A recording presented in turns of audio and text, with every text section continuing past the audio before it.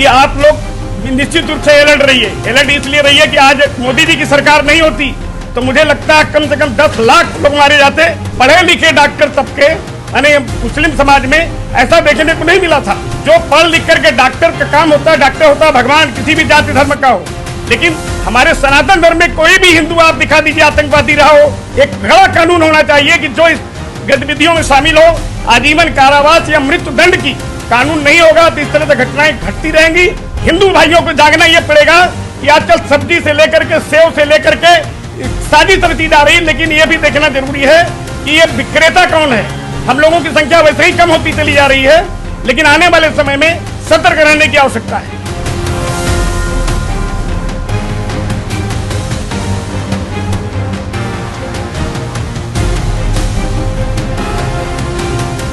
विश्व हिंदू रक्षा परिषद के राष्ट्रीय अध्यक्ष गोपाल राय जी हमारे साथ मौजूद है। आप आज प्रेस कॉन्फ्रेंस किया, क्या मुद्दे थे और किसको लेकर? देखिए, दिल्ली की जो घटना हुई है इसमें एक इंटरनेशनल साजिश है। ये केवल इंडिया स्तर के लोग नहीं हैं और इसमें लाखों हिंदुओं को मारने, जान से मारने की सारी योजना बनी हुई थी। और सबसे बड़ी चीज़ ये है कि देश भर के हम हिंदुओं को कहना चाहते हैं, जागो हिंदू जागो, क्योंकि स्थितियां इतनी विचित्र हो चुकी हैं कि अगर हिंदू नहीं जागेगा तो एक तो जनसंख्या हिंदू की कम हो रही है और दूसरे वो मारने की प्रक्रिया में लगे हुए हैं। ऐसी स्थिति में विश्व हिंदू रक्षा परिषद देश भर में अपनी बात, और मेरे ऊपर खुद जो हमले की कई धमकियां मिली हैं, सब डीजीपी से लेके सभी पदाधिकारियों को हमने दिया, जितने पुलिस के हैं, थाना है, सारे रिकॉर्ड थाने पर भी आपको मिल सकता है। विधिवत हमने स्पीड पोस्ट भी किया है।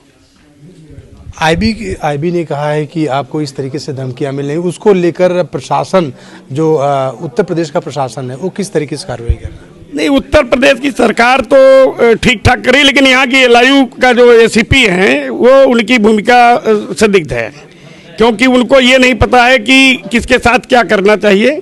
ये सबसे बड़ी चीज़ ये है।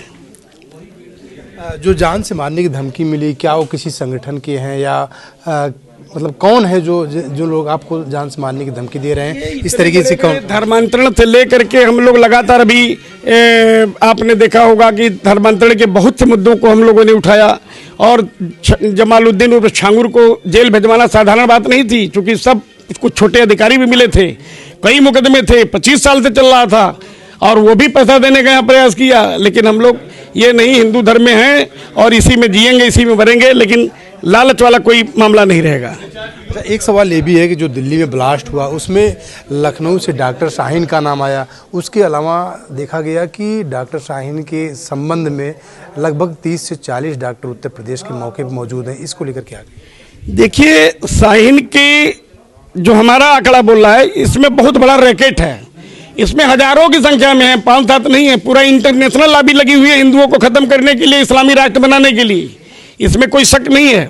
तो ऐसी स्थिति में सरकार अगर भाजपा की नहीं होती तो मुझे लगता है कि लाखों लोग अब तक ढेर हो चुके होते, देश भारत जो है मातम मना रहा होता। लेकिन ये कौन मना रहा होता? सनातनी एक ऐसा सनातन धर्म के लोग है, कोई भी एक हिंदू दिखा दीजिए कि आतंकवादी था, इसने फला मारा या उसके मन में हो रही हो। एक सवाल ये भी है कि सनातन को लेकर, हिंदू धर्म को लेकर क्या संदेश देना चाहते हैं अपने माध्यम से? देखिए, हम पूरे भारत के सभी हिंदू भाइयों बहनों से कहना चाहता हूं कि अगर हिंदू राष्ट्र निर्माण जल्दी नहीं होता है तो आप सभी लोग 12 बच्चे पैदा करिए। क्यों? कि जनसंख्या आपकी कम हो रही है। और योजना ये बनाइए कि पहले तो हिंदू राष्ट्र, क्योंकि हम तो एक बच्चा पैदा करके सोचते हैं कि पढ़ाएंगे लिखाएंगे, लेकिन उधर से जब 12 बच्चे पैदा, 4 बीबियां हो रही हैं, तो निश्चित रूप से वो बढ़ने में समय नहीं लगेगा, इस्लामी राज तो आराम से हो जाएगा।